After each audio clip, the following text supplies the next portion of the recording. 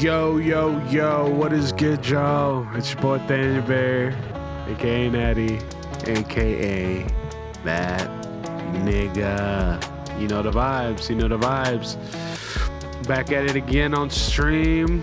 Just checking the stream manager real quick, make sure everything looks alright, everything looks peachy. Hope y'all are doing well. Hope life is treating you as it should, and if it ain't, how dare it. Let's see here real quick. I'm just getting all my things set up. For those of you who are on the Discord, I already have the chapter in the Discord, so go ahead, hit the link. We're TCB gang. Granted, TCB does have some sketchy ads, but TCB also gets the chapters arguably the earliest, as far as the translations are concerned, or scanlations are concerned anyway. But we also do support Shonen Jump. We pay for Shonen Jump, so that's neither here nor there. We just want to be able to get to the latest chapter as soon as it can happen, because Lord knows my timeline is gonna go crazy if I don't get onto it ASAP, because I follow too many One Piece theorists and YouTubers to not get spoiled if I don't do that. And even then, I have to I had to strategically avoid this one guy on one creator rather on the timeline, because he always posts like the spoiler reviews, which spoiler reviews give you a heads up for sure as far as like what can happen in the chapter, but the impact of it is just never really the same. So I digress. Last chapter was 1148, and let's see, I'm trying to remember the main story beats. So I believe we started off that chapter with sort of setting the stakes of everything in the current conflict here in Elbaf, which it was what's that girl's name? Ronja, one of those. So hold up, let me bring the volume down so I can kind of like focus. So we were last chapter was Ronja, and it was essentially building up the kind of like tension, if you will, of the conflict with the kids. You know, the fire got put out, but then it's like, okay, the fire got put out, but then now we still got them going, potentially walking towards their death one by one. And, you know, kind of had to work through some of the thoughts of the giants, like, hey, they're giving us an ultimatum that either burn our culture and our history and all that, or watch the kids die one by one. And the giants were conflicted, and Ronja, or Ron, however we say homegirl's name, a trooper one, warrior for sure, at very least that spirit, in the sense that, you know, she was like, hey, don't burn down that library because that changed me and my friends' lives, and I don't want that to happen. But old man Ja Rule, aka Ja Rule, that's what we're calling him, right? Old man Ja Rule, he kind of caved in, commanded for the burning of the library. But in the nick of time, when one needed him most, that boy Skoppergamon came in and did some pretty nasty damage on Saint Summers. Now, the ongoing theory videos over the past unexpected break week, at least for me, right now we have the potential to get either a new hockey reveal, or like a new level tier of hockey that all of us have been theorizing, or just Skoppergamon glaze. Either or, I'm here for it. I am so here for it. So without further ado, I don't want to talk y'all's ear off. We're going to go right into the chapter. So here we are, chapter 1149, 1 second. No cover page, or at the very least, no cover page was shown on the TCB link. So if there's an actual cover page or spread, we'll find out after the fact. All right, so it looks like the Pirate King's left hand emerges from nowhere, which, picking up where we left off, Skoppergamon coming in and just dusting Summers. Yeah, just getting him on his ass, if you will. Let's see, we got reactions from the whole entire crew. Nami, and then Jinbei, Usopp, Robin, and Brook like, what? Which, man, Brook, you were not packed that crazy, bro. Why is Brook bandaged like that? He did not get packed that crazy. Now, they're all reacting like, who is that? Now, Sommers, that nigga feeling it. Oh, he's crying in pain. Why did that work? What did you do? I'm rusty. Of course this nigga Scopper is rusty. He's like, yeah, I ain't done this in a while, youngins. Let's see what we got. Next page. Okay, the boy twirling.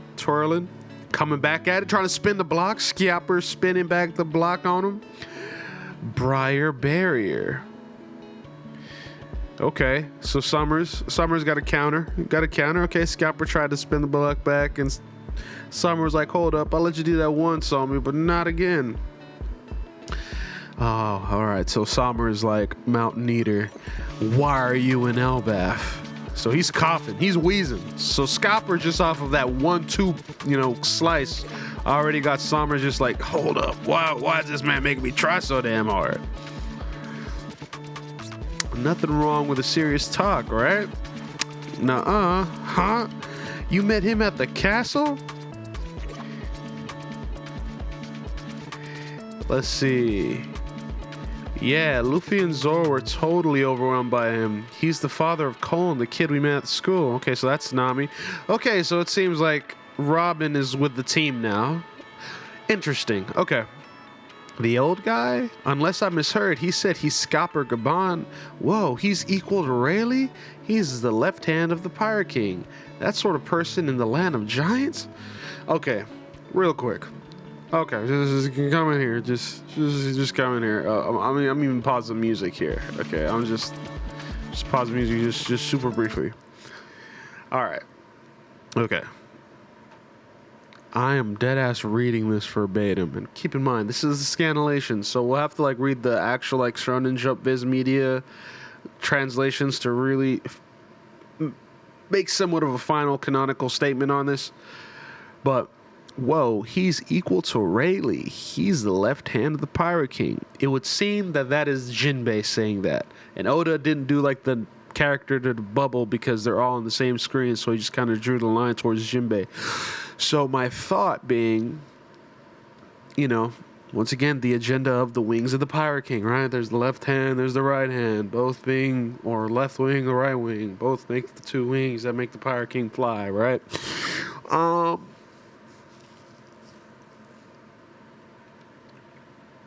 respect that from Oda, because it gets away from the fandom agendas of, Zoro's got to be the GOAT, or Sanji, he might be better than Zoro. It seems this is kind of like Oda's rhetorical way of being like, hey guys, the Pirate King had two left hand, like a left hand and a right hand that were equal. So is Luffy, like all that shenanigans. I can't really package that really eloquently for y'all at the moment because I'm just seeing this real time.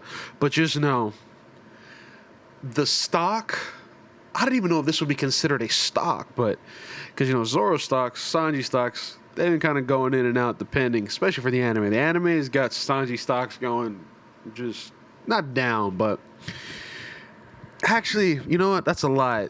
Low-key, the anime got Sanji aura farming than a mother because they literally gave this man observation hockey for the Huz. Like, just consider that for a second. This nigga's got specialized observation hockey purely for the Huz.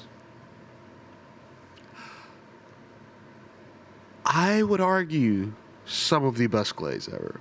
But also, too, he's kind of getting help with the fights, kind of being more tired than he was, and then Zoro getting more glaze during his fights. We know where the agenda is when it comes to Toei between the Zoro-Sanji beef. But so far with the written canon, how they're approaching Scopper Gaban and just kind of what his deal is, equals the words we're using. So, nevertheless. All right, so we got Chopper, who's kind of still hiding. The attacks are really having an impact. How come? And then Robin, I can't budge, but I can use my powers to assist you. Stop it, Robin. His iron thorns are a terrible matchup for your hand-to-hand combat style. Interesting. Iron thorns. So they're not just any thorns, they're iron thorns. Okay. What else is going on here?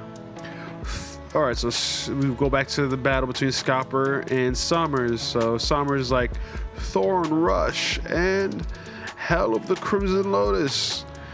There isn't even a square inch for you to stand on. I'm in a hurry, you know? So Scopper just goes in, cuts the vines. Come, Futenraku. Bro, is it me or does Scopper Gaban give Master Roshi vibes? Hella Master Roshi vibes. Like, it's almost interesting too. His fit kind of reminds me of a more, what's it called?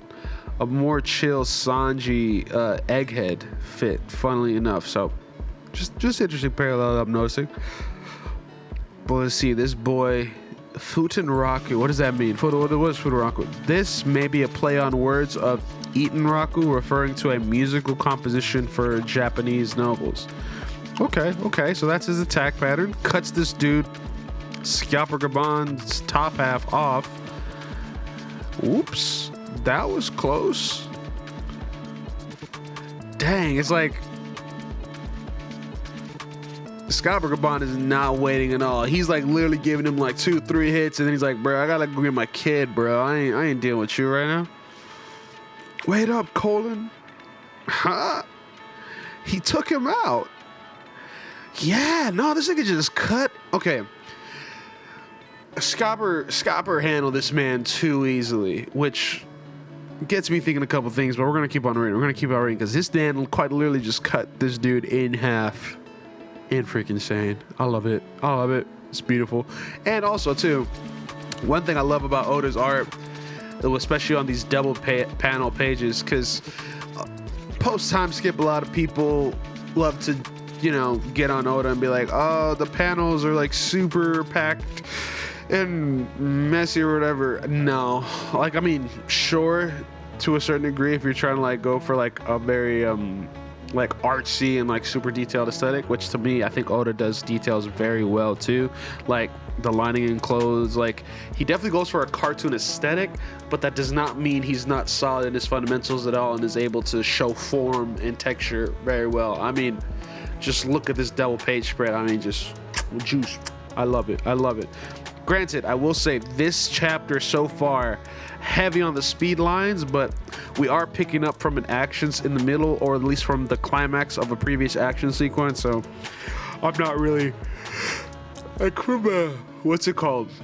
From a more strategical standpoint, I'm not really tripping on it. So can't be mad at it, right? Whoops, that was close. He almost falls on the spikes. And this dude just keeps on running. He just took him out, bro. So now Chopper's getting out of hiding. Chopper, where are you going? Ouch, it hurts. How is he able to cut someone who's immortal? This could be critical information. Okay, so Chopper's gonna find his ass and gonna figure out what the heck the vibe is. All right. Not mad at it. Now we pan over to the Walrus Academy. All right, well done. This should be good. Nah, this bitch actually done burned the library. I mean, oh man, I don't know how I feel about that. That's wild, man. I understand you did all you can, but that's enough. As for over there, I'll deal with that. Ooh, he's shooting a fire arrow. Now it's really burning. Damn, the library. Bruh. Okay. Stakes are getting crazy. It's not your fault, Chief Yarul. Chief Ja Rule. Why you crying? Loki, Ja Rule isn't really off the hook for me personally. I think it's kind of sus, but he also is taking it pretty harsh, so gotta respect that. The words of our ancestors are history itself is. Bro, why pan? Why pan away from that? Why pan away from that, Oda? You better give us that climactic ending for that statement. Because Ja Rule is just over here saying the words of our ancestors are history itself is ... Then we transition over to Ranja, and old homegirl, what's her face? Gunko, right? So this is killing him. Ignition is complete. Withdraw, child. Is it so hard to show a little joy? I'm sorry. I'm super sorry for being alive. It's all my fault that everything is burning. Stop it, Ranja. I'm sorry. That's not true, Ranja. Culture, history, children, even military might. You lot have no right to take that away. The Pirate King's crew. You do know resisting means the hostages will die, right? Hey, it's Yasan. So Scopper caught up to Gunko and the rest of the peeps. Okay. Colin, Yasan is here. Huh? He's come to rescue us. Don't give it away, Colin. Dad! Oh! No, Colin, why? You foolish child. See, this is the problem when your kids love you so much. They just don't be thinking. Which I don't have kids, so I wouldn't know. But I'm an uncle to many of my friends' children, so I kind of get it too, to a degree. Damn. That's my dad, everybody. My dad is stronger than everyone else's. He'll save everybody. Hooray. Glare. Oh, he shouldn't have done that. Now your pops. See, children are their biggest parents' weakness. Wow. English. Children are their parents' biggest weakness. I can speak English, I promise. Wow. Anyway. Woo. Yeah, no, he had to throw that hammer to be sure. What's happening?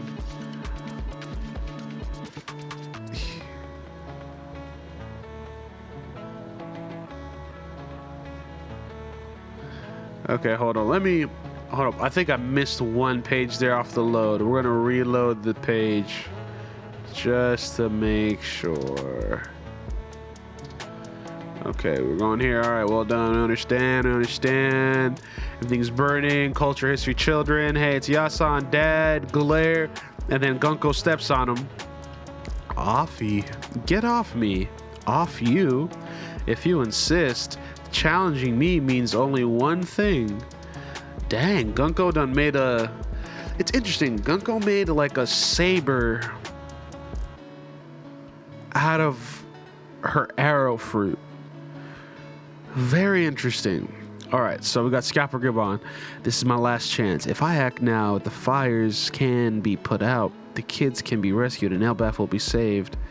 It'll have to be done in an instant. Colin, just give me 1 second. Hold on. You're a strong kid. Got it, Dad. I'm a warrior. Please defeat her. Just bear with the wounds for now. I'll save you. Sheesh. Tough moment. Okay. A life taken cannot be returned. Colin. Oh, and then you got Scalper Gibbon having the flashback. He's our child, Yasan. He's such a big cutie. Thank you for giving him life, Ripley. This is a treasure of a lifetime. Dang. Okay. All right. Okay, hold up. ISO, real quick. Quick ISO. Me and y'all, really. This nigga Scalper Gibbon done impregnated a giant. Now, I don't expect for Oda to go into the specificities of how this happened or the plausibility of this. But if this man does, for the sake of explaining the One Piece or some bigger narrative with love and romance and how it plays a big part with the One Piece, I just gotta give my props up to this dude Gibbon, man. I mean, sure, the term Riz has been overused over the past couple of years just due to internet culture and what have you, the kids overusing it, yada yada. But if ever there was a character in One Piece that really defined that for me, it's this nigga Scalper Gibbon, bro. Like, I still can't wrap my mind around the fact that he done got with a giant and has a giant human hybrid baby, which could potentially be a Buccaneer. We don't know if that's a thing yet, but I don't know. It just perplexes me. Like, come on. Anyway, perplexing to say the least. But also, props to that nigga. You know what you're doing, Scopper. All right. So, Colin, please be okay. All right. So, Ripley's definitely worried. And then we got, okay, Gunko's punctured skin. So, she's definitely hurt Colin. But Colin told his dad, Colin was like, hey, I'm going to stay strong for you, Pops. Now, Scopper's like, if I can't stop her here, this tragedy will worsen. Ooh. Oh, dang, y'all. Scopper done seen he's done used observation hockey, which at the very least lets us know that, one, Gunko is definitely gonna kill that little kid. Ooh, that's such a tough panel. Okay. I can take it. Colin, please stop. I give up. Dang. Swoosh. I'm sorry, Elbeth. Such a weak being. Damn, she done shot my nigga Scopper, bro. Oh, not a 3 to the chest. I'm sorry, Colin. It must have hurt real bad. Sorry. Dad! Daddy! Oh, man. No, she done got his pops. And the kids are still walking too, so they just gotta watch this happen in real time. There. Father. Oh. Oh, snap. Hold up, yo. Hold up. This double page crazy. Okay. So we're going to start from the right. Okay, so we got Daddy, Yasan. So the kids, they're like, what the heck? Daddy! Their father. What is this memory? Yo-ho-ho? You see, my dream is to be a pirate. Dog. So it would seem that Brooke may have been a holy knight before, y'all. At the very least, whoever's singing this yo-ho thing has an afro and a saber. So we're just throwing that out there. Brooke Holy Knight theory might be, Brooke stocks might be going up after this chapter. We don't know yet. Let's see the next panel. They really do look alike. We've got to think of an escape plan. And then Brooke, my apologies. Brooke? So Gunko just had a memory. Is that you, Brooke? Oh, we got a mental takeover, looks like. Gunko seems like she's going through something. What is with all of this commotion? Ouch. Great Emu. The Holy Land is currently in a sea of flames. Thou seems to require additional military force. What is with this person? Her face got all scary. Mu will show thee the domain of God. Yo.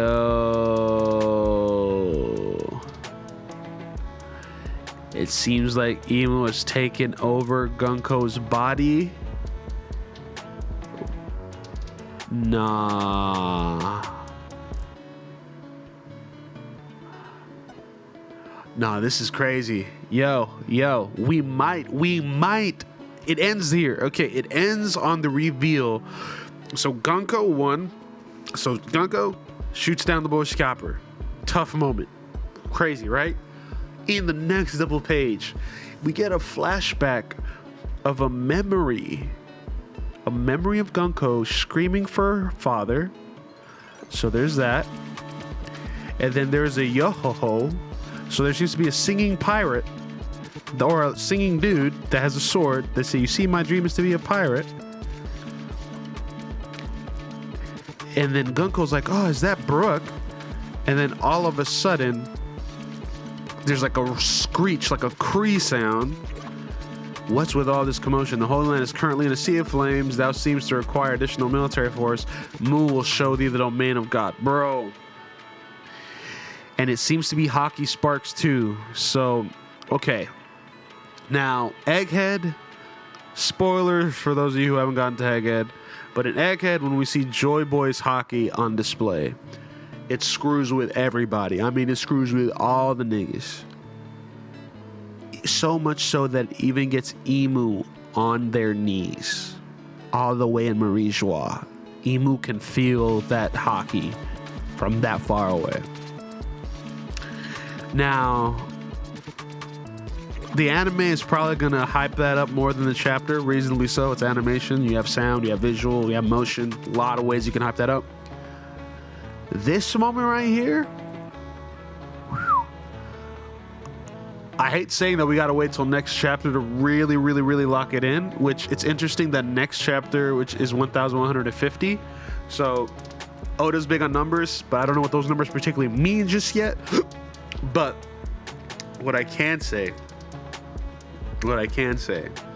is this next chapter, we're about to get a crazy, crazy, crazy lore drop. Whether it's in a backstory or it's in some form of like, not a flashback per se. Well, it'll be a flashback or a backstory because like both are interchangeable terms, but in the way in which Oda goes about them, not exactly the same. Because like right now we're getting a little bit of flashback, but not a full flashback in the sense of like it's like a full focus on it in like a story section. We're just getting little clips of like, oh, is that Brook? That seems to be a girl that looks like Gunko that's crying with longer hair. Okay, cool, whatever. And then boom, we pan into this shot where then we got freaking Emu take over. Now notice both eyes look like Emu's eyes. So it's like, it's almost as if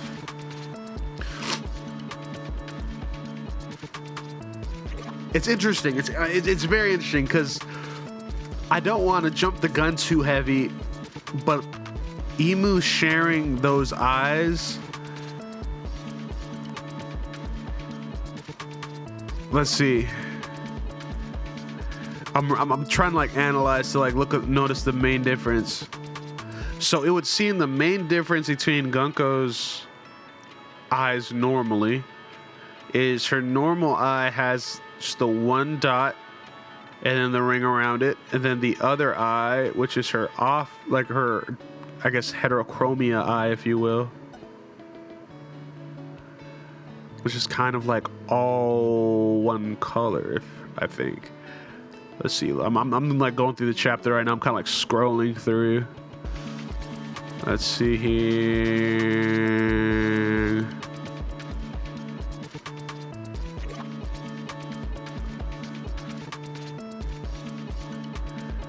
Okay. Okay.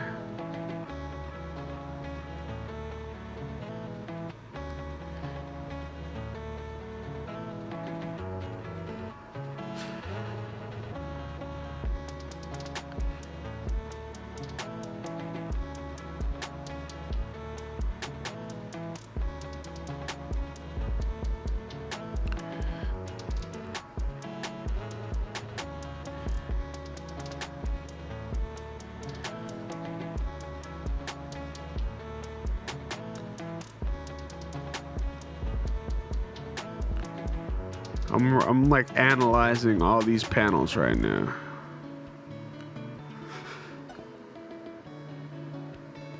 Damn, dude. We might actually get an Emu reveal this next chapter. Like, I ain't gonna hold you. Because a lot of, so at least with this chapter, which mini chapter review here, y'all, because like I've noticed that with my reactions and, well, with my reaction videos, because I haven't really posted any just yet outside of, I think, on the second channel, just for like, you know, VOD purposes.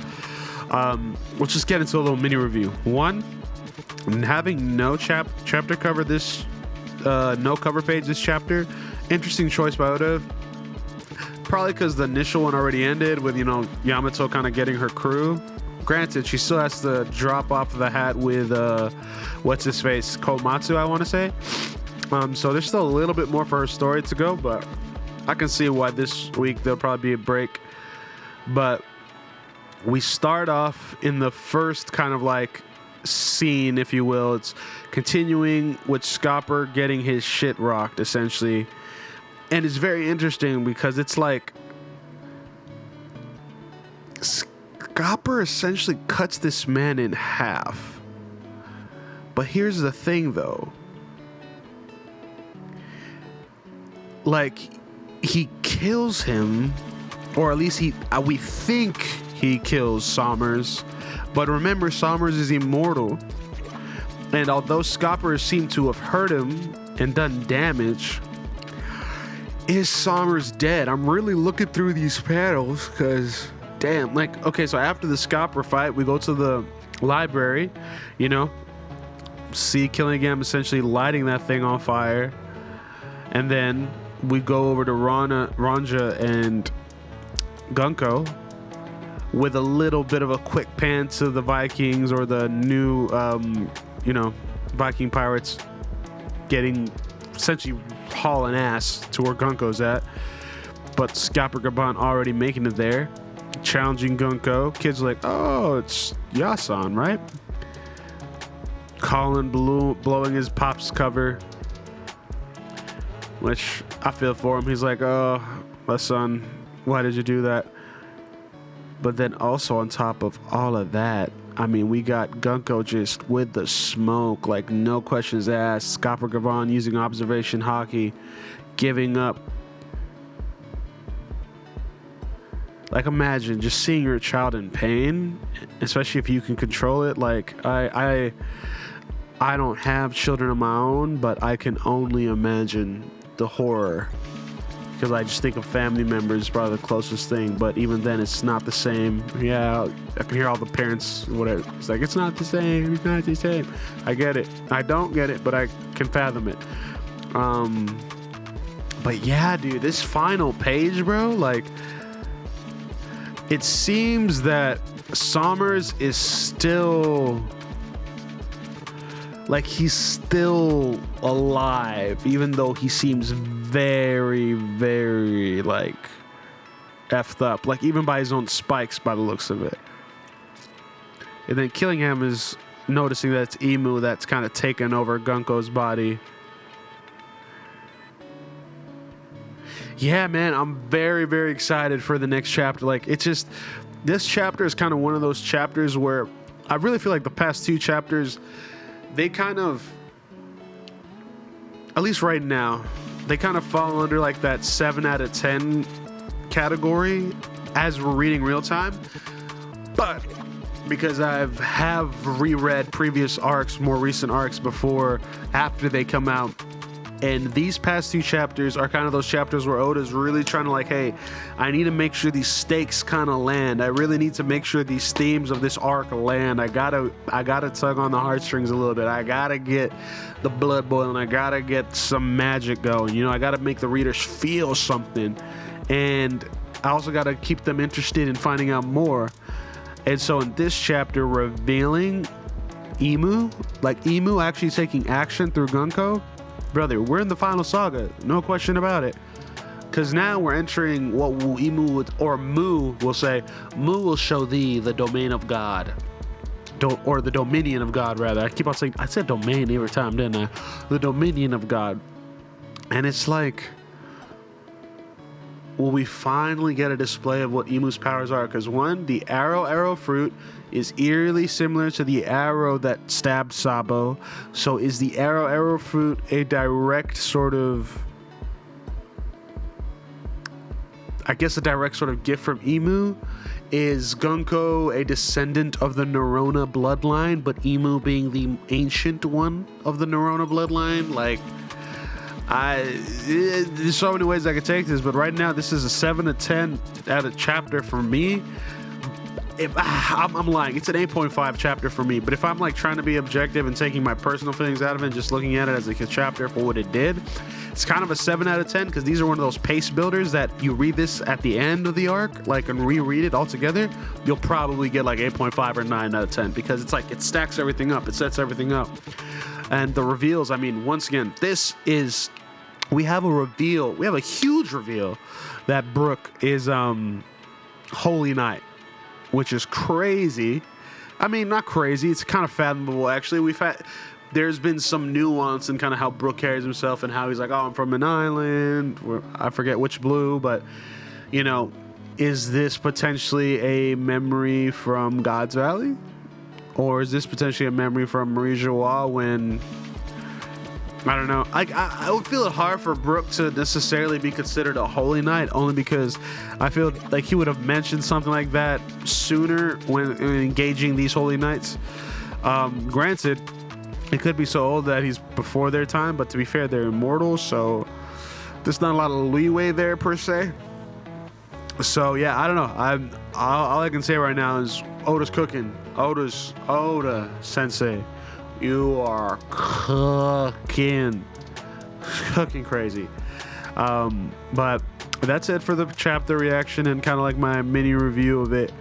I'm very excited to see what Imu shows us next chapter, but knowing Oda, if he's trying to milk this shit, we'll probably pan over to the Hell Realm and see Luffy's reaction or something, or see more from the library and then see Luffy's reaction and then pick up right where we left off and then go from there.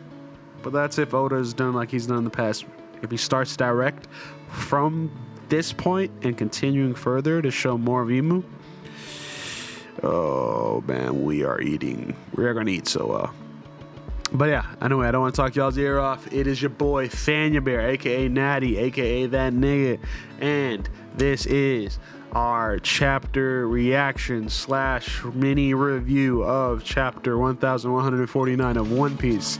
If you liked it, if you didn't like it, still like, comment, subscribe, and hit the notification bell to be notified of other reaction videos like this, as well as whenever I drop my samples, as well as whenever I drop my next Talking Head videos and or Let's Play videos. All of the content, all the goodies. Stay subscribed, hit the notification bell. It will tell you damn near immediately when all that happens. And the instrumental that you've been hearing this whole entire time is original music made by Moi.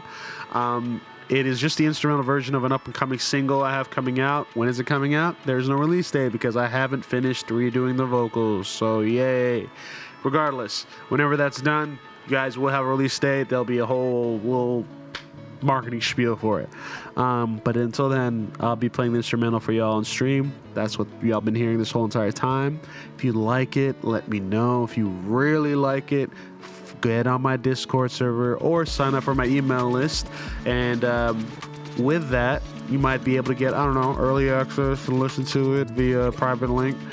And also, too, you get like a free indie pack, which if you're an artist, songwriter, producer, or engineer that works with a lot of artists, I would highly recommend you join my email list to get up to date with exclusive samples that I have. They will be nowhere else. You will not be able to buy them anywhere else. I will not be selling them anywhere else. I will not be putting them anywhere else. They will only be in that email list for y'all. So you sign up for that, which I'm pretty sure I'm going to have that link in the description. If I don't, how terrible of me. At least go follow my Discord server, and then from there you'll get it. But I'm more than likely going to have it in the description. So check the description out for more on that. And I love y'all. Be litty and peace.